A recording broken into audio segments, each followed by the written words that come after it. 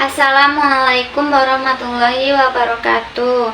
Izin memperkenalkan diri, nama saya Dea Devia Harjani dengan NPM 237555111 kelas 5D Akuntansi Perpajakan, akan menjelaskan tentang akuntansi pendapatan dan piutang pada mata kuliah akuntansi sektor publik. Definisi pendapatan yaitu ada dua. Pendapatan LRA atau laporan realisasi anggaran adalah pendapatan penerimaan oleh bendahara umum negara atau bendahara umum daerah oleh entitas pemerintah lainnya yang menambah saldo anggaran lebih dalam periode anggaran yang bersangkutan yang menjadi hak pemerintah dan tidak perlu dibayar kembali oleh pemerintah. Pendapatan LO atau laporan operasional adalah hak pemerintah pusat atau daerah yang diakui sebagai penambah ekuitas dalam periode anggaran yang bersangkutan dan tidak perlu dibayar kembali.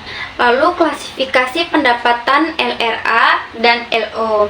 Pendapatan LRA diklasifikasikan berdasarkan jenis pendapatan. Sedangkan pendapatan LO diklasifikasikan berdasarkan sumber pendapatan, yaitu pusat dan daerah.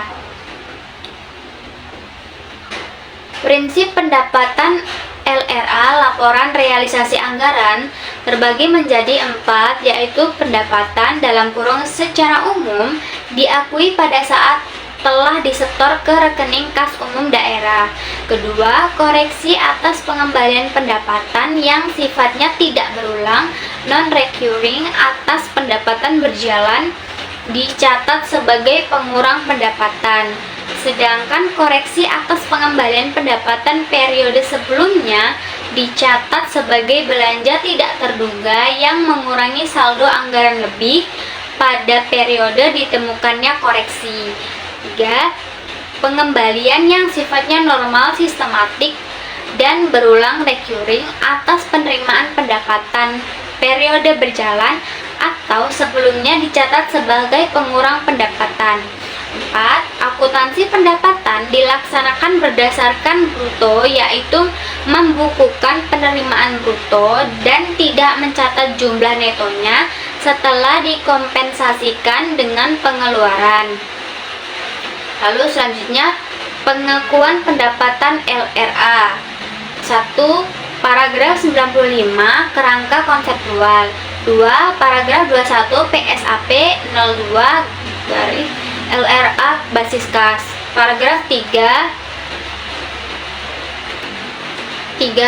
Paragraf 26 PSAP 02 LRA basis kas.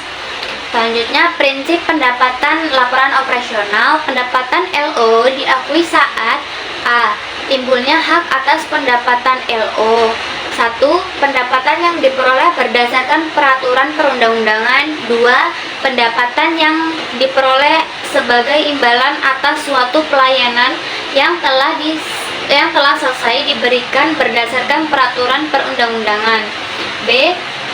Pendapatan direalisasi adanya aliran masuk sumber daya ekonomi untuk mengakui pendapatan LO yang berupa hak telah diterima oleh pemerintah tanpa didahului adanya penagihan. Lalu selanjutnya, pengakuan pendapatan laporan operasional.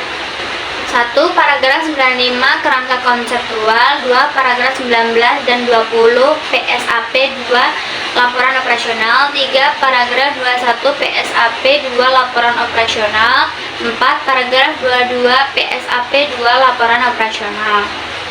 Selanjutnya, pencatatan pendapatan yang diterima PPKD, yaitu terdapat 2 jurnal, yaitu jurnal laporan operasional RKPPKD pada pendapatan LO atau laporan operasional. Lalu ada jurnal LRA, laporan realisasi anggaran perubahan SAL pada pendapatan LRA. Selanjutnya, pencatatan pendapatan yang diterima SKPD pada saat penerimaan. Yang pertama, jurnal LO kas di bendahara penerimaan pada pendapatan LO. Jurnal LRA, perubahan SAL pada pendapatan LRA. Lalu pencatatan pendapatan yang diterima SKPD pada saat penyetoran ke PPKD. RK PPKD pada kas di bendahara penerimaan. Selanjutnya yaitu adalah definisi piutang. Piutang adalah hak tagih pemerintah kepada pihak lain yang belum diterima pembayarannya. Hak tagih tersebut bisa berasal dari kewenangan Pemda, misalnya untuk memungut pajak daerah, retribusi daerah, atau hak tagih karena memberikan pinjaman kepada pihak lain. Jenis-jenis piutang. Yang pertama, piutang pendapatan, berisi piutang retribusi daerah, piutang hasil pengelolaan kekayaan daerah yang dipisahkan, piutang lain-lain, pendapatan asli daerah, piutang yang berasal dari tagihan investasi non permanen, dan piutang lainnya. Yang kedua, piutang lainnya, bagian tagihan jangka panjang. Selanjutnya, pengakuan dan pencatatan piutang. Pengakuan piutang yang pertama, telah diterbitkan surat ketetapan atau telah diterbitkan surat penagihan dan dilaksanakan penagihan. Lalu pencatatan piutang. Piutang pada pendapatan,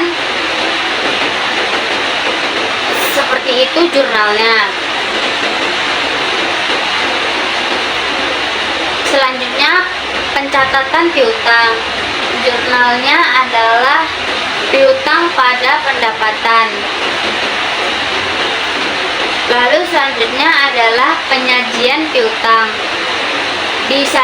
Yang pertama, disajikan sebagai aset lancar di neraca sebesar nilai yang jatuh tempo dalam tahun berjalan dan yang akan ditagih dalam 12 bulan ke depan berdasarkan surat ketentuan penyelesaian yang telah ditetapkan.